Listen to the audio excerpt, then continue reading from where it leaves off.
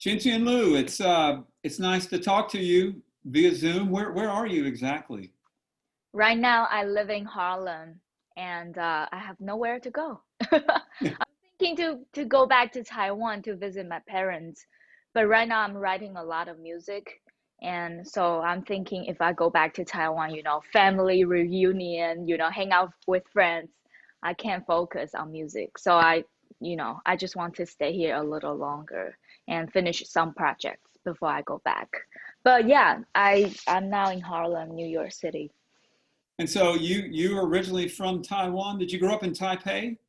Yeah, I actually grew up in Taoyuan, where the airport is, and I studied in Taipei for 7 years. That two city is 1 hour away, so it's pretty close. So yeah, I was doing all my music stuff, classical performance in Taipei, pretty much. Yeah. And classical music, like jazz music, requires an immense dedication, an immense amount of time and study. So I know you have a master's degree in classical music. Yeah. What happened? We don't. What happened? Yeah, so I started to play piano when I was 6 and start to play all the percussion instrument when I was 10 years old. And so I was, study, play classical all the time until my college. I joined a percussion group called Jew Percussion Group, and we started tour all over the place, like Korea, China, Thailand, Japan. And I kind of just got tired of the music because I couldn't improvise. I was just playing some other composers' music and trying to, interpretate a lot of different music, but they are not my music. So I feel like there is a limit and I really want to go somewhere, but I just feel like I didn't have the ability to go to do the music I want to do. So I had that stable job, like we tour a lot and we had really good teaching gigs. But I just told the director, I said I want to study more. So I left the group and I left Taiwan and I went to Philadelphia and to study another master, UArts, University of the Arts. And how did you choose that particular place? I'm kind of curious. Yeah, there was one day when I was in Taiwan, I was just searching on Google, jazz vibraphone workshop, and there was only one came up. It's a workshop in Delaware University, and the host is Tony Maselli, and he I sent him an email and he replied back to me within like 5 minutes. He was just so nice and he just told me just come, like we will if you don't understand jazz, it's okay, just come here, we'll study together. And he was just super nice. So yeah, from that moment I just start my journey with Tony, and he teaches at UArts. So that's why I got into UArts, because I didn't know how to play jazz. So the audition, we have to submit the videos, right? I submit all my classical work, and the director, the dean of the program said, I can see your potential. So he just let me in. Yeah, so yeah, that's why I applied that school, because I didn't know any school in America. I just, because Tony was, leading me and guiding me. And do you think in some ways your classical training helped you or gave you maybe a distinct advantage in some way? Both. Yeah, in Taiwan, we have music class from elementary school all the way to college. So pretty much everyone who study in that music class, we all have perfect pitch. So we have like ear training, SAT. Like you need to pass certain score to get into good college, to getting good high school. So I got trained to have perfect pitch. So I think that helps a lot. And because I can get to transcribe stuff very quick. So that helped me a lot. But like classical, the feel is so different than jazz. Classical's more like ahead, like I don't know how to describe, like intense, but jazz is more like talking about laid back and the feel, swing feel, and the groove. So I have a little hard time to try to transfer my feel. Yeah. Yeah, and I'm also kind of curious, a lot of you play with a lot of other classical musicians. Is your sort of desire to improvise and create your own thing unique typically among classical musicians, or did other classical musicians go, yeah, I want to like have more freedom, or I want to play outside, or whatever, or was this kind of unique for you? Yeah, I didn't hear anyone talking about freedom. Everyone was talking about perfection, how to practice and how to just be a better classical musician, but no one was talking about freedom, create your own music, your sound, your voice. Not a lot of people were talking about that. And why do you think you were? Why do you think, what was the spark of that? Because I spent a lot of time practicing. Like, I always wake up very early, like 5 a.m., and I would just bring a chair to the roof and then just practice like rudiment. So I feel like I put in so much time, but I'm not satisfied. So I start to realize maybe I need to do something more. Because I feel like I already put in so much work, but it's not going anywhere. Yeah. Yeah, and you bring up a very interesting point too about groove. Um, you know, can groove be taught? Can groove be learned? I think so, because my groove is so bad. And my producer, Richie Goods, the bass player, he played with Mogu Miller for like 9 years. And he has been on the scene for, many years, and he's really good. And he keeps telling me about my groove. So I start to be more aware of my groove. And I don't know, but he told me I improved my groove.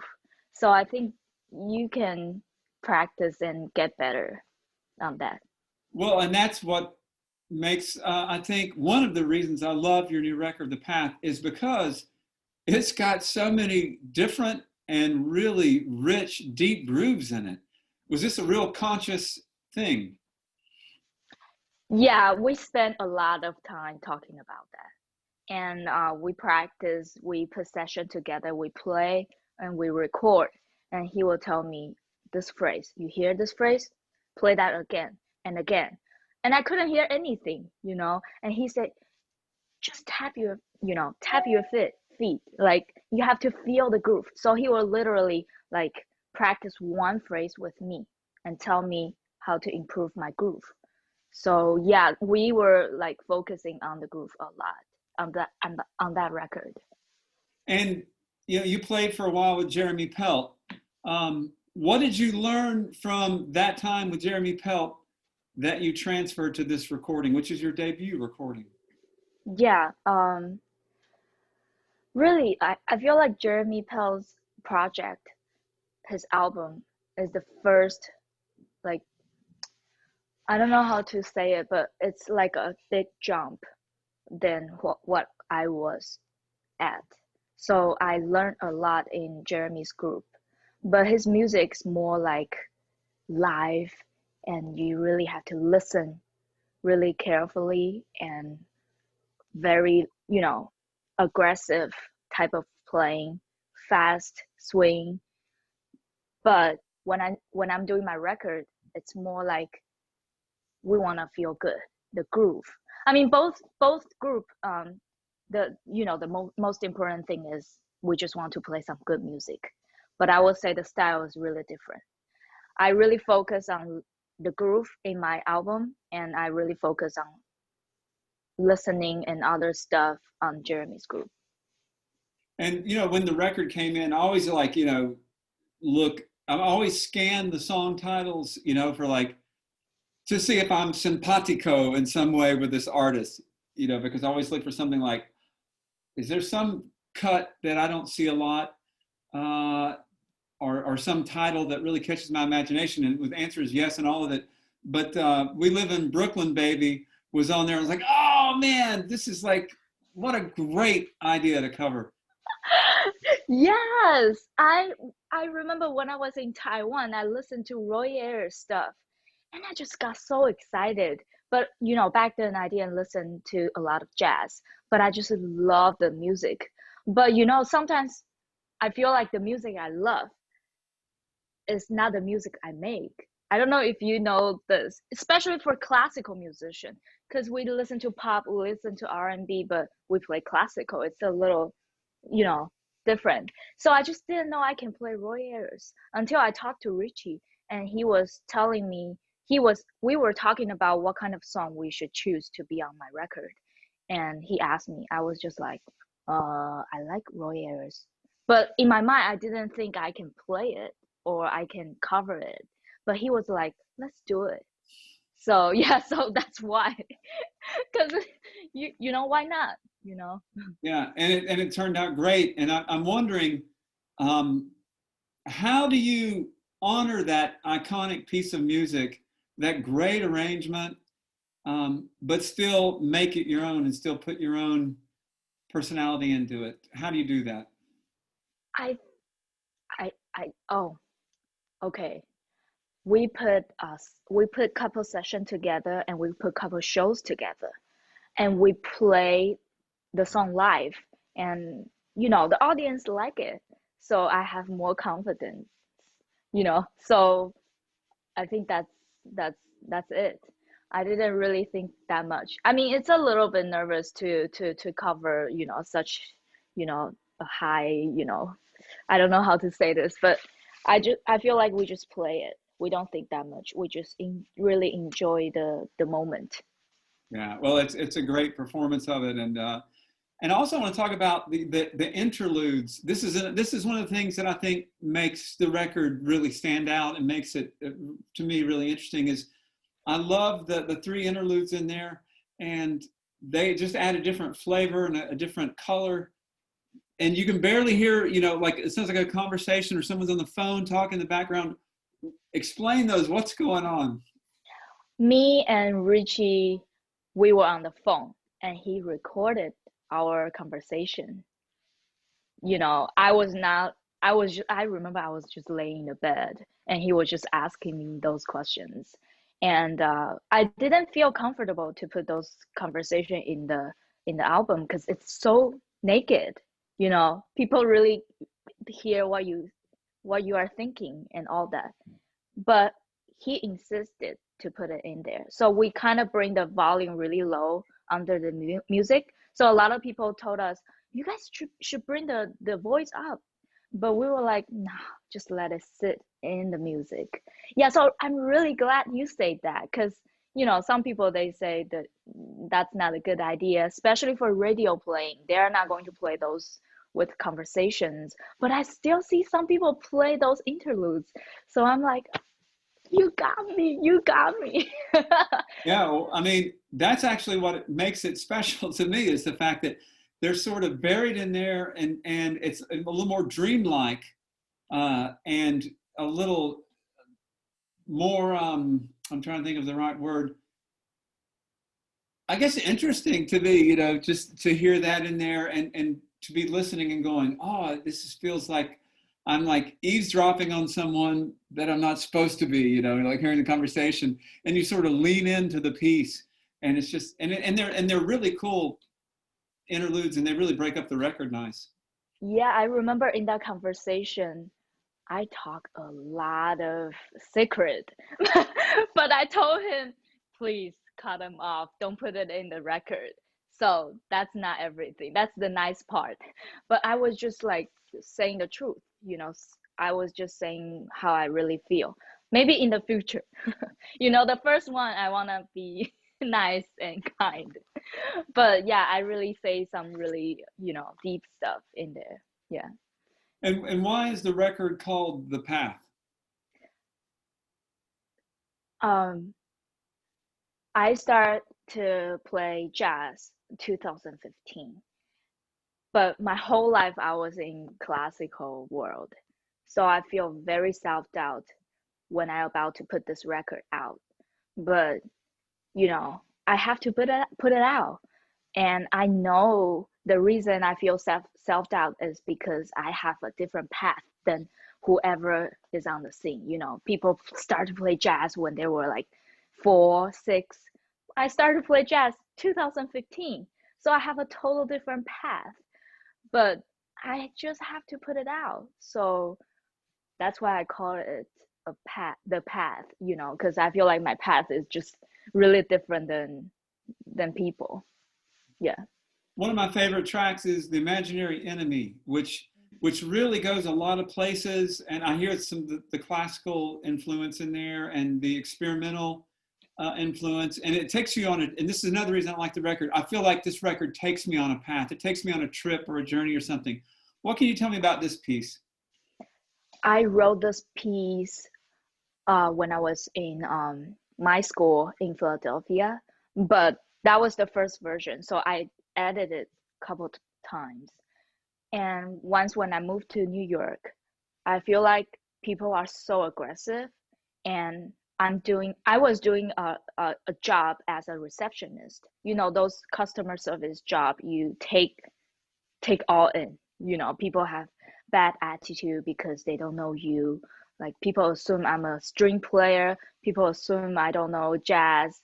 People assume I don't speak English, or just all the different things. I take it every day, and I feel like if you don't know this person, you have so much stereotype towards this person. But if people just try to get to know each other, they probably won't say harmful stuff, or like they won't assume, oh, you did this wrong, you did this wrong.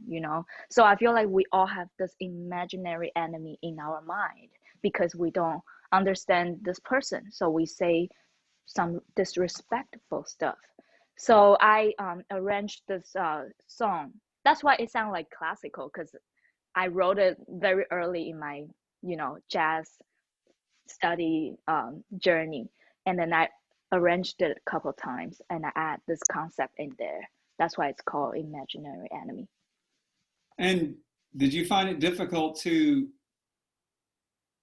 put it together, and with this group? I mean, and how did you work with the musicians to get the performances you wanted on these very unusual pieces? I think the musician I choose to play on my record, they all have a very open mind.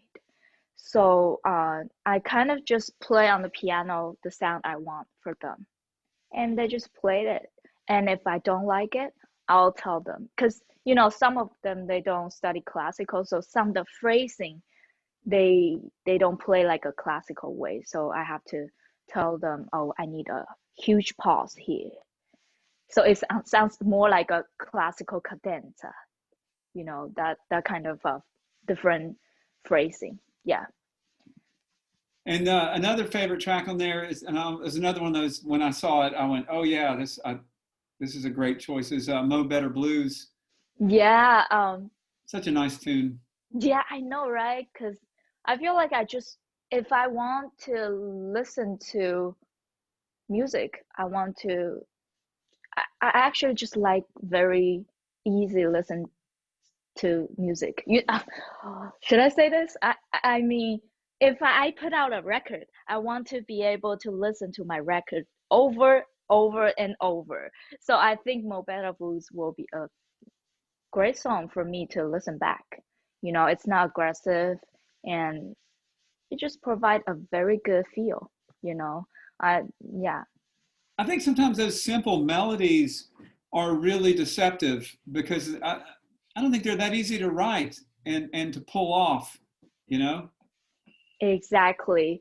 Like today and yesterday, I really want to just sit down and write some simple music, and it's really hard because if I write a line that's really simple, I judge myself. I'm like, no, no, no, this is too stupid. This is too simple. So it's actually really hard to write a simple song. So I really appreciate those simple songs. Yeah.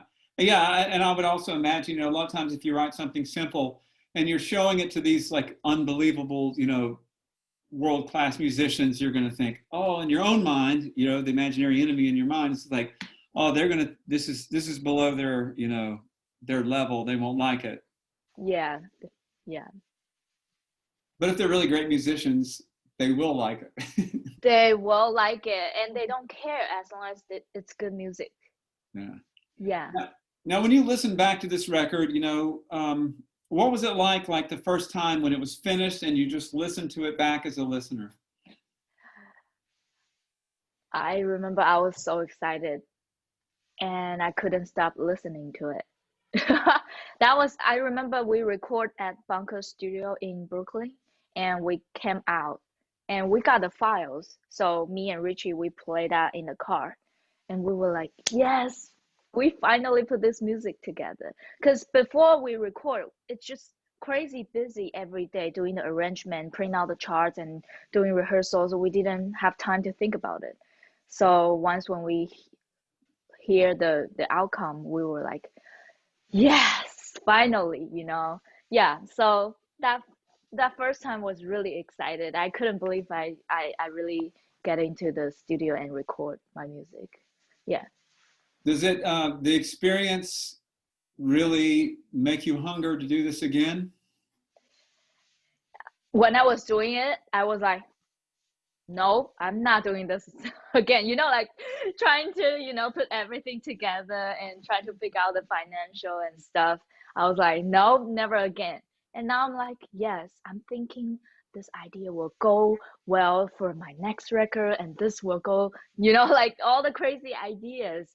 I feel like once when you finish the first one, you have a clear direction where you want to do and where you don't want to do for the second record.